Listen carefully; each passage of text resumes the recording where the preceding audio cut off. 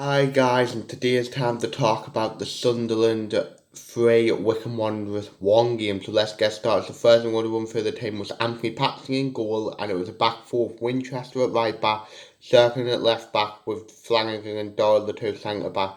Then the two in midfield was Luke O'Neill and Dan Nail, with Gooch on the right, McGeady on the left, with Embleton at number 10, with Ross Stewart leading the line. And on the bench was Bert Alvarez, right, Huggins, Pritchard, O'Brien, and Broadhead.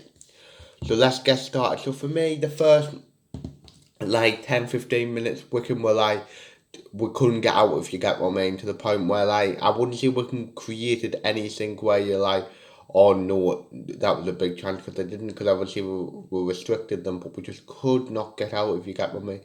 Then with our first attack, we scored of the game, where Gooch plays a nice ball down to Embleton. Embleton crosses, and there was Ross Stewart ahead of a pass Stockdale in the goal, and it was 1-0. And on the balance of the first 10-15 minutes, that probably was going to run a play. So yeah, then literally 2 or 3 minutes later, we made a 2-0 for next attack. So Embleton plays a nice 1-2 with Lyndon Gooch, and then Embleton from the edge from just outside the box, he curls it into the bottom left hand corner, and it was 2-0 to Sunderland. So yeah, then after that the game was scrappy, where you might create the one chance. There was not really going on. To be fair, the referees were a joke, and them should have had a man sent off, where someone literally punched Luke O'Neill, punched him behind the referee's back, where if the referee saw, I'm sure that would have been red. But yeah, and we're going to half time 2-0. To be fair, I was happy with that. I thought we did well, if you get what I mean.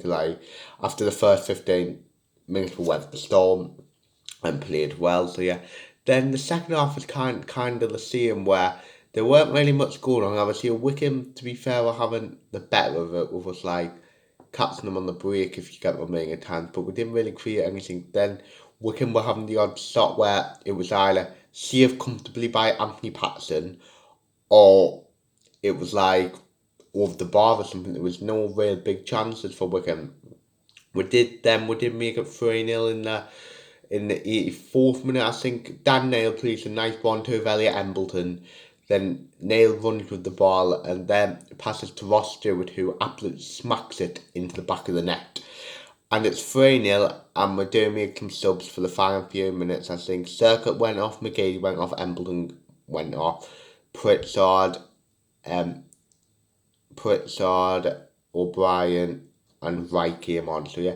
Then in the last in the last few minutes of the game in injury time, unfortunately, they did they get a goal. What, to be fair, I was unlucky. One of their players took a shot. I don't know who it deflected, and there was nothing Patterson could do. It was not Patterson's fault. It weren't really the player who would deflect off. It just happens. Do you get me? But it didn't spoil our day. We won 3-1, and we topped the league after 5 games. Absolutely brilliant. I thought we did well. We deserved the win, and in the end, it was a comfortable win, where I can't really remember any time Wycombe threatened us. So yeah. So I'm going to run through how I think the players did, in my opinion. So yeah, Patterson was solid, didn't put foot wrong, and I don't think he's the better goalkeeper from him person. I hope that Patterson is our number one for the season. So yeah, if it's our third choice last season, there's a good chance he might be our number one this season. So yeah, Winchester continues to absolutely shine at right back, but he is becoming on number one right back, and I personally do think that at the minute he's undroppable, and that's where he should play at the minute. So yeah, Flanagan and Doyle were again solid.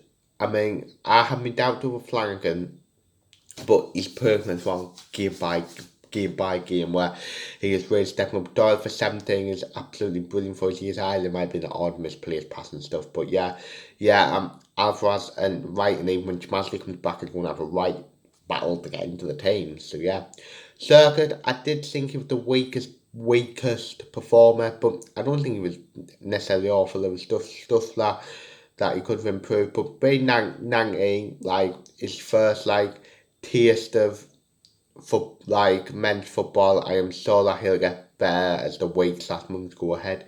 So yeah, local 9 was absolutely brilliant. Like every second ball, everything that you would think local 9 did, like, and I don't know whether the point program for Wycombe, but Wycombe, I mean, but he was absolutely fantastic.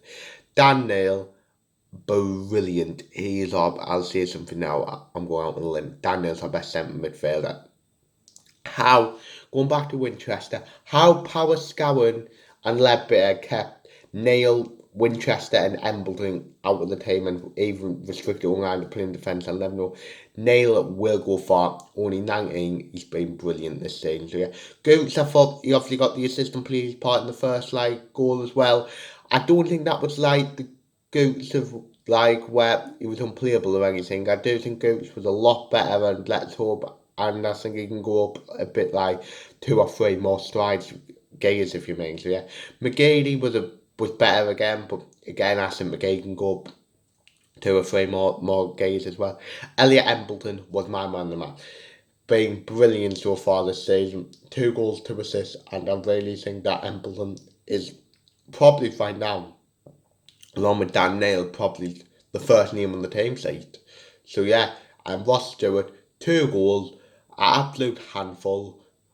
Maybe he's another player who's one of the first names on the team sheet. He's doing well. 4 goals in 5 games. Joint top scorer in the league. What else can you ask for? Then Brian Pritchard and O'Brien pretty much just came on and just helped us stay the game out. So yeah, so there's no game for us next weekend is because of international call-up. Our game against Sheffield Wednesday were postponed. The next time you'll see me is probably with the transfer window closing on Tuesday.